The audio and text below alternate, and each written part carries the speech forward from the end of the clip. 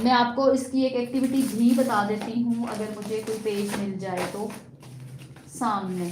अच्छा, ये देखिए जैसे एक पेज है, आप एक्टिविटी कैसे बना सकते हैं बच्चे के सामने।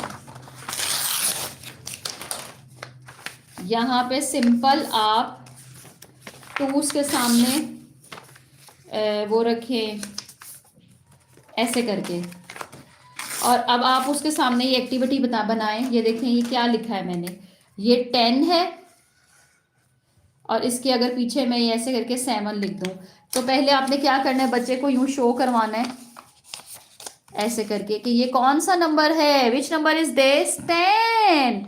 और 10 के साथ कौन सा नंबर ऐड हो रहा है ये हटाएं और उससे पूछें ये कौन सा, विच number is this, 7। What it become now, 10 7 17, 10 7 17। ये 1 का किसका है, ये तो 10 का 1 है, इसके साथ कौन सा नंबर हो गया, 7 ऐड हो गया।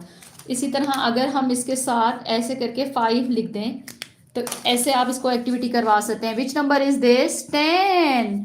Okay, now we will see which number is hiding behind this number, 5। Okay, we will add it here, 10 5 15, 10 5 15। इस तरह करके आप नंबर जो है वो इंट्रोड्यूस करवाएं बच्चों को, तो ये एक्टिविटी भी हो जाएगी इसकी।